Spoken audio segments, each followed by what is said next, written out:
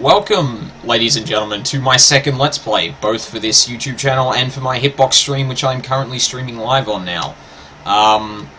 Yeah, I thought a good follow-up to the Shadowrun Returns game would be the sequel slash DLC slash thing that got turned into its own game, Shadowrun Dragonfall. Like I said in my Let's Play of Shadowrun Returns, I absolutely adore this kind of game. And Shadowrun Dragonfall just blows it out of the water in terms of the things they added, and a whole bunch of stuff that's happening in this game that doesn't happen in Shadowrun Returns. I kind of touched on a few here and there, because I have actually played this game before I started the LP I did for Shadowrun Returns. But enough about that, we're going to get stuck into it, and you know, when new stuff comes up, I'm going to talk about it then, because that's the best place to do it, rather than saying from the outset, and sit here for like 10 minutes explaining what's different about the game. But of course, we've got our installed... Or actually, I should probably talk about where this game came from. So this was originally an expansion DLC campaign for Shadowrun Returns, which I'm probably just going to refer to as Returns now, just to shorten it up a bit. So Returns was originally released, and then this Dragonfall was released on this, as this campaign here. But then they released a director's cut, which is actually separate from Returns. So Dragonfall director's cut is actually on a different engine, let's just say. And there's a number of differences they made to the UI that I've seen so far. I haven't seen many of them because, again, I want to kind of experience it for the first time on here. I do know how the story goes and whatnot, but there's a lot that I don't know about in specifically this, addition... this new engine director's cut part of the game. So we're going to continue on... the character selection is almost identical to last time. So we're going to go with the character I ran in that, who was a male elf shaman. And we're going to try and recreate the same guy. They've also got different character portraits in this. So hopefully we can find something similar to what we had before. Maybe? There he is. There's our guy. I can't remember what hairstyle we had for this guy. It definitely wasn't that, and I feel like it was actually that. Yeah. Yeah, that looks about right. I'm pretty sure we didn't have a beard. I can barely see the character model on this. I don't know why, but this is all of this UI is actually kind of zoomed out, which is strange. But yeah, we don't want facial hair on this guy. And of course, we have the karma system again. So for those who haven't seen Returns Let's Play, karma is basically your skill points, but you get them from usually being a good person or completing quests. And to unlock, a specific level of skill, you need that many karma points. So if I wanted to upgrade my body to 5, I'd need 5 karma.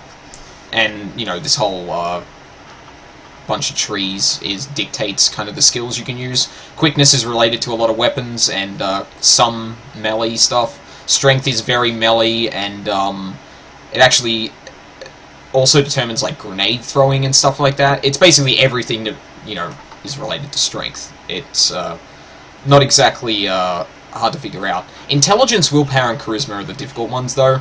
Intelligence is actually entirely everything electronic and mechanical in this game. So if you're a decker or a rigger who uses robots and drones to their advantage in combat, this is the tree that you'd be going down.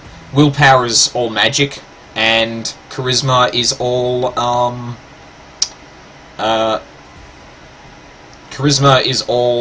kind of speech and shamanistic skills.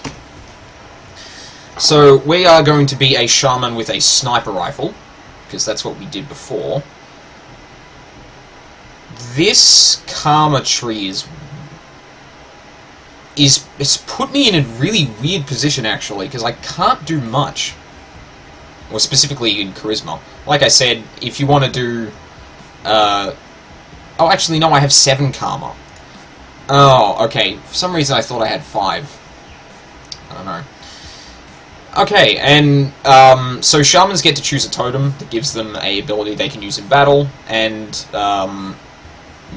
they all differ they're all very different to one another. So for the bear, for example, power of the bear heals all friends within 3 of the damage from the most recent attack, and 3 is like the squares away from that shaman. That's not what we're gonna pick though. And there's like what 1, 2, 3, 4, 5, 6, 7, 8, 9, 10, 9. So there's 9 totems you can choose from. Any shaman gets one of these. So my logic last time was Eagle Totem. I'm pretty sure we're going to stick with that unless there's a better option that does a similar thing. Because I figured that being with the sniper rifle, just a passive 15% to myself alone is going to be pretty big in terms of being able to deal damage with a rifle. And it certainly turned out to be the case in returns.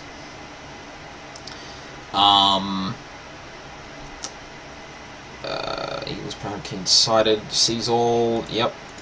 So we'll go have a look at the new ones. The Raccoon is not going to be good for me. Creator, set all spirit breakaway chance to 0 within 3 tiles of yourself. Wow. That's really powerful if you're going to be some kind of melee shaman, but that's not me, so that's not going to help. Dragon Slayer, aids all friends within a range of 3 with damage reduction of 3. It's pretty damn useful, but it's not going to be good for me. Again, because I'm imagining I'm away from battle, so if it's not helping me shoot things, which the Eagle does, it's likely not going to help. Reduces accuracy? Hell no, we do not want that at all. Yeah, so we're going to stick with the Eagle for this character again, which is fine with me. Do we need 3 spells to start off with? Debatable, but I don't think we really need it, to be honest. Increased chance for a shaman to maintain control of a summoned spirit. Yeah, we actually probably want that, because the worst thing that can happen as a shaman is losing control of the spirits you summon. You have unspent karma. Well, I don't think I really want to spend it on anything else, unless in quickness well, I can put some into range combat for now, so... And I've got to upgrade that at some point, so... Yeah. Oh yeah, so etiquettes. Etiquettes are what you get for going down the karma tree. Sorry, not the karma tree, the charisma tree.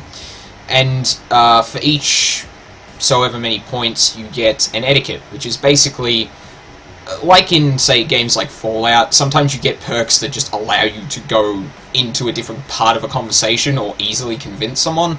These are very similar. So basically, if you speak this person's etiquette, you might get a chance to, you know, sweet talk them, win them over with speech alone. Charisma gives you a higher chance of just convincing people in general. And in fact, this game has a lot of checks where your stats in general are just checked to see if you can do a thing, convince someone of a thing, and or have the etiquette to convince someone of the thing. And in case of like strength and willpower, like intimidate people as well, which is pretty funny. Especially when you're bullying someone who looks like a tank too, which my wizard could do because my mage in returns could do because she had an absurd willpower. But etiquettes. What etiquettes are we going to go with? So all we know is that we're Shadowrunners already, in terms of what we know about the story so far. So I think this is a dead giveaway. Street will probably also help. Corporate, security, gang, socialite, academic. I think we're going to go with gang, honestly. And of course, our hero of the campaigns, Aleksi.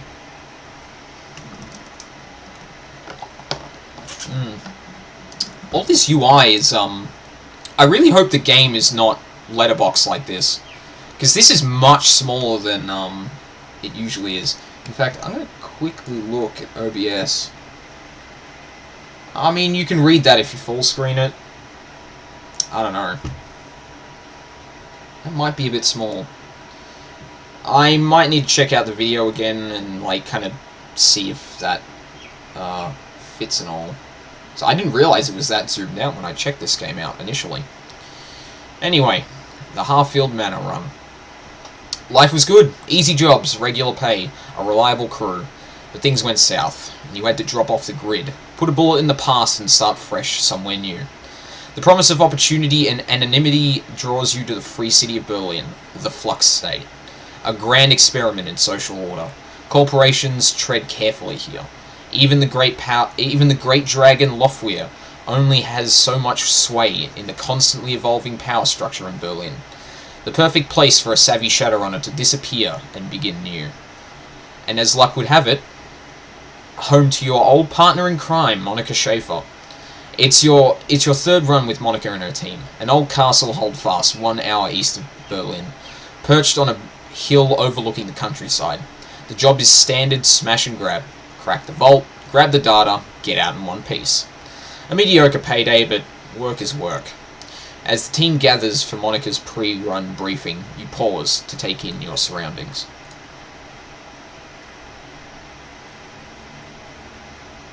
Okay, so yeah, it's just those title screens that are kind of zoomed out. And I think all the text too, which is odd, but we can deal with it. And I completely understand it. It's like clogging up the screen with information, which is always really bad. The estate grounds are silent, save for the faint whistling of the wind. Your team gathers near a side entrance to the old castle holdfast, cloaked in darkness. The night is peaceful. You know it won't last. You know it for what it is, a pleasant illusion that will shatter at the sound of the first gunshot. Monika. Listen up, folks. Monika Schaefer. You ran with her back in the day. Watched her get her first data jack. Now she's your team leader and a Drekhot Drekker. First muck-up of the game. Blah. Drekhot Decker to boot. And one of my first fuck-ups for the game, which there will be plenty of, given the Returns playthrough. We're on a tight timetable. I want to enter the estate, find the basement, open the data vault, extract the files, and bolt. 10 minutes, top to bottom.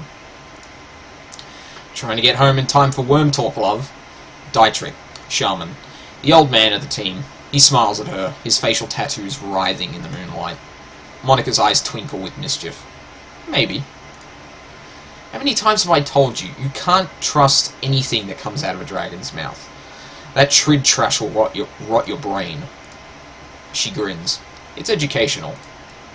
Besides, this should be a milk run. Security is supposed to be light, few automatic weapons, no armor. With a little luck, they'll never know we were here. Just like old times, eh? In my experience, there's no such thing as a milk run. Jesus, do we know that, so we're gonna go with it. Words of wisdom from our new edition. I agree with Aleksi. Glory, razor-clawed street samurai. Her voice is cold and neutral, her expression placid. They may only be private security, but their bullets don't know that. I can patch you up if I have to, but I'd rather not have to. You people need to relax. We're professionals, remember? Monika raises her arm and speaks into a wrist-mounted comlink. A darkened face shimmers on the view screen. Iga, are you in position? The comlink crackles, and the response comes back low and soft. Softer than you'd expect from a troll. Affirmative. The alarm lines have been cut, and I have clear line of fire on the estate's service entrance. When you exit the building, the path will be clear. Excellent. Thank you, Iga. Just doing my job. Iga out. The comlink goes dark. Monika winks at you as she drops her arm. See? We're professionals. Alright, people. Enough chatter. Our client wants the data from the vault, so we get him the data from the vault. Quick, quiet, and quick. You said quick twice. Worm Talk is on tonight. Glory raises an eyebrow, slightly. I told you, it's educational. Get your stuff and we'll head in. Alright, let's pick up our gear. Your gear and some weapons lie in the back of the van. Grab a weapon. So we're not given a sniper rifle right away. I think we have to buy that later on from memory. So we're going to just grab the rifle, grab the rest of our kit. And what do we get? Air Elemental, Haste already, which is awesome.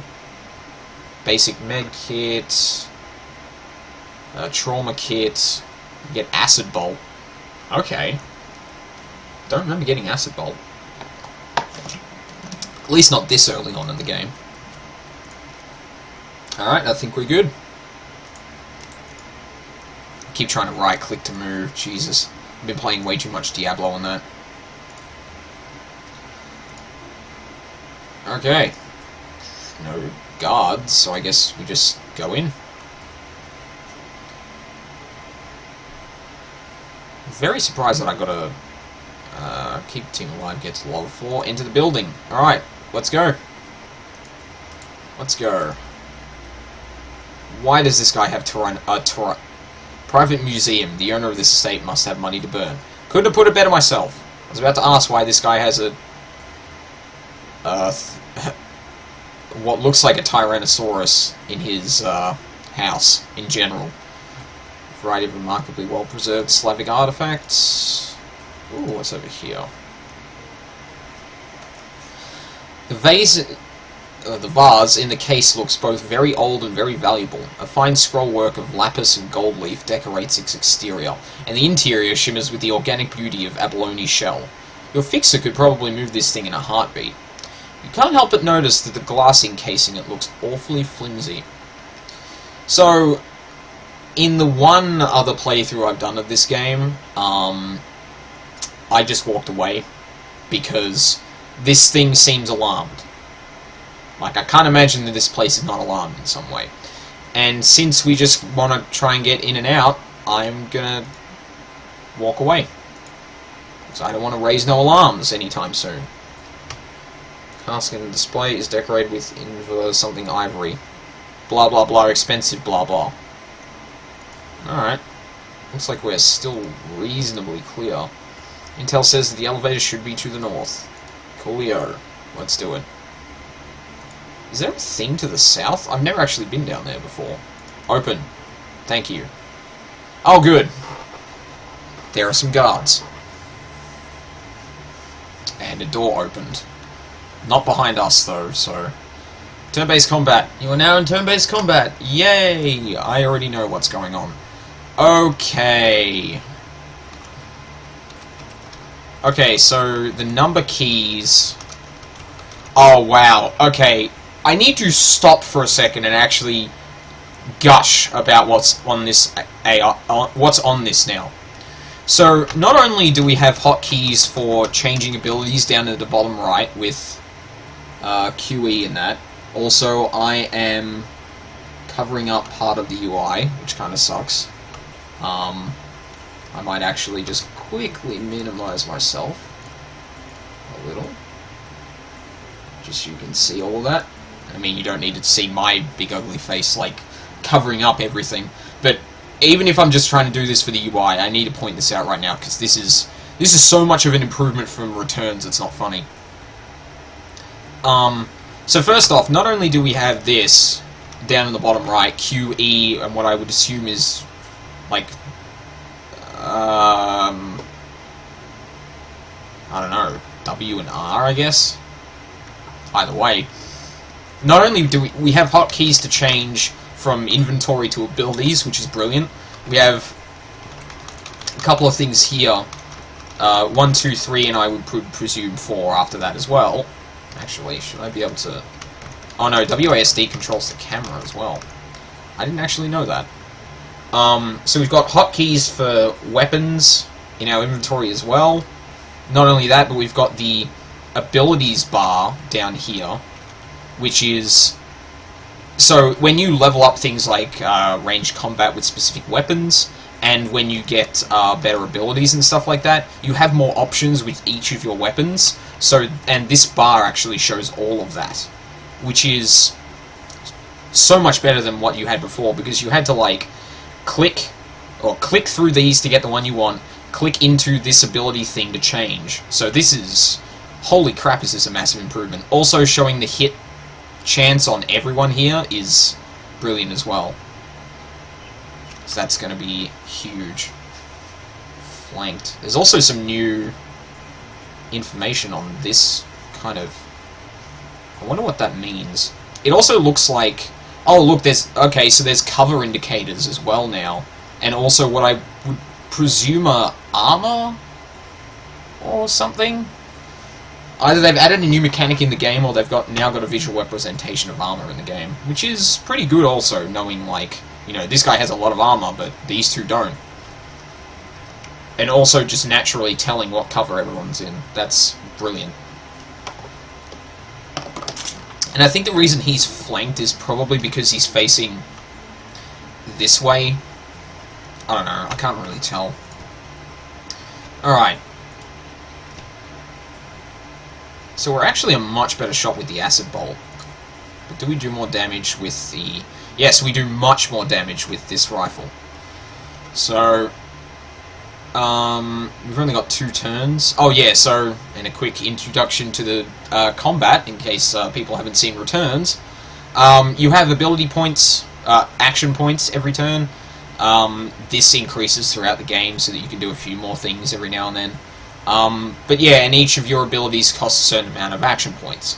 So for example, using haste here, which gives a person more action points, actually costs me 2 action points. Rather than casting Eagle Totem, which costs 1, and then I could take a shot with this, which also costs 1. So that's how the combat works.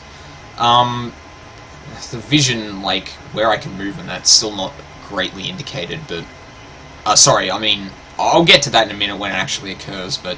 Yeah, this is a combat, it's just kind of standard tactical stuff. I'm gonna take a shot there and miss, as is my custom. Who have I got here? Oh, right. Monica, of course. She's really good with a rifle. Awesome.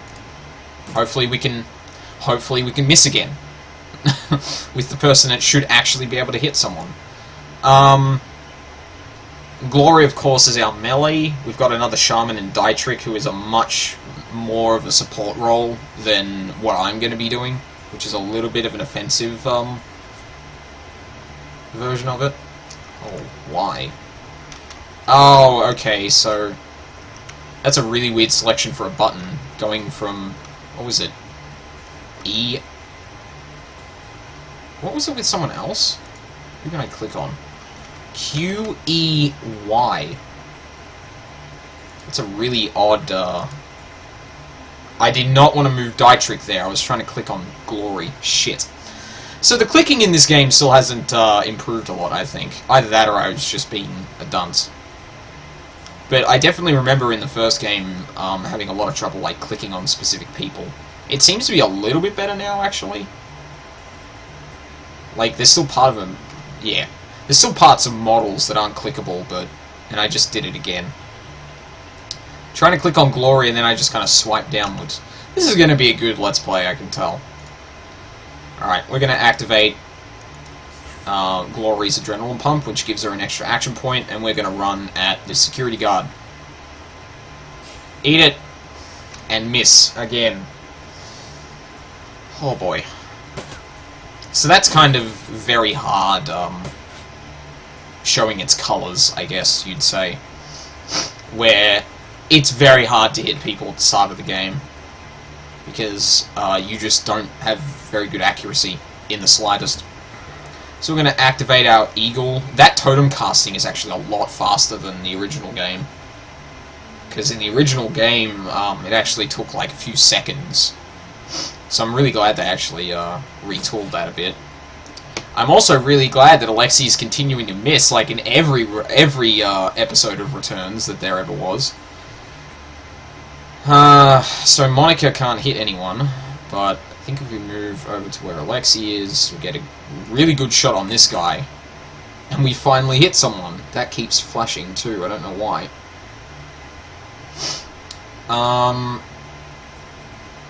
Yeah, I think we're just gonna tear it up. Okay, that's good. You also notice like red text, and I think the other two kinds of text you can get are green and yellow. So they're like extra effects. So for example, this guard is now bleeding. So every round she takes 1 hit point of damage at the beginning of her turn. And you'll see a lot of different effects come into this game, especially once Aleksi here gets to a high level. Because he starts throwing some really, really hindering shit at everyone. Also, I probably should explain what these are. these sigils on the ground that you can see are called ley lines, and they empower mage abilities, not shaman abilities, unfortunately. But it still can be handy with cooldowns and stuff like that if you have, say, yeah, these abilities here, for example. So, red abilities are mage abilities, green are shaman. That's the easiest way to distinguish all of them. So, I think what we're going to do here is increase Monica's aim. Probably should have increased Aleksi's, but Monica's probably the person that could actually benefit from it the most.